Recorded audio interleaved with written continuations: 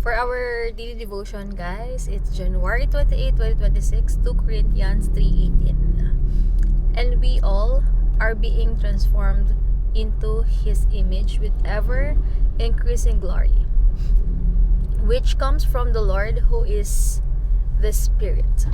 Spiritual growth is a journey, and we all work in progress. As we read, worship, and pray, the Holy Spirit, not our own strength, transforms us to be more like Jesus.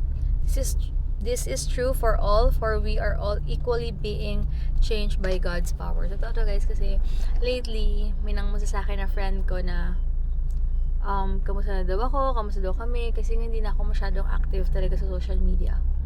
As in, talagang, alam mo yan, pag transform ka ni Lord, iba eh. Talagang magiging, ano ka na lang, magiging humble ka na lang. Talagang, grabe yung pag-humble niya sa akin.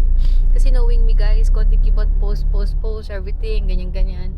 Noong time na, hindi ko naman sinasabi lahat na nag-post, kailangan ng validation. Minsan, yes, kailangan sa work, pero ako, mas pinipili ko na lang din lahat ng mga sinishare ko. And, wala, parang, hindi ako nawala ng gana.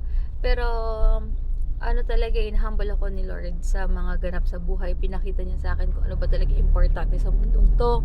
Ano ba talaga yung calling, ano ba yung purpose ko, ano ba yung mga, kung anong mga ganong ganap na na-realize ko. Kaya it's better na ganito, na more on sharing na lang ako about His goodness, miracles, and testimony namin, rather than kung ano ng mga ginagawa ko offline.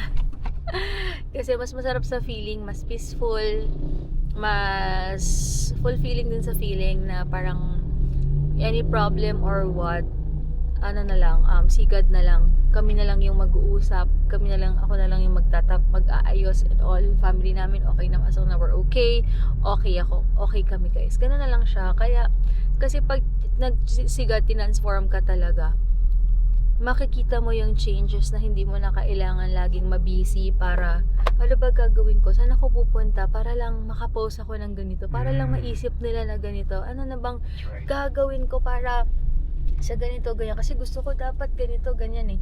Sa akin ngayon, parang pupunta kami, lumalabas kami, but still, nakikita nyo hindi na ako nagpo-post even my story ko. My story ko, more on repost na lang. Or minsan lang ako mag-selfie and all, pero bihira. As in, mag-post sa feed ko, di na ako katulad dati. Mas more on active ako dito sa TikTok kasi more on business talaga. And, siguro pinarest din ako ni Lord.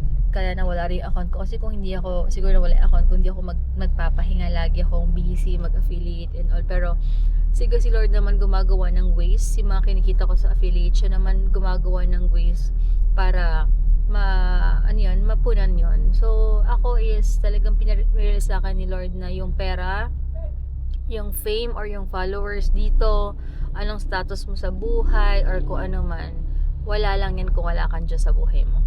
Hindi ka pa rin magiging masaya. Na-realize ko kasi, kilala niyo ako, guys, naramdaman ko na may marami kaming pera na wala, na sakto lang yung pera namin.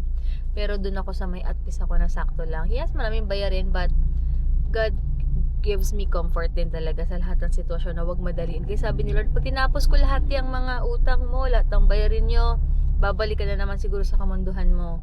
Kung ano dati, magde-depend ka na naman sa sarili mo. Kaya step by step, guys. Alam mo yun, hindi mo kailangan madaliin lahat. Yung mga dinala ni Lord na tao sa buhay mo, maintindihan ka niyan at i-bless ni Lord yun. So, yun lang, sa akin lang is, gusto ko na lang mas ganitong life na lang talaga na yun, na hindi na masyadong share or kung ano man. Mas gusto kong i-share yung goodness na lang ni Lord.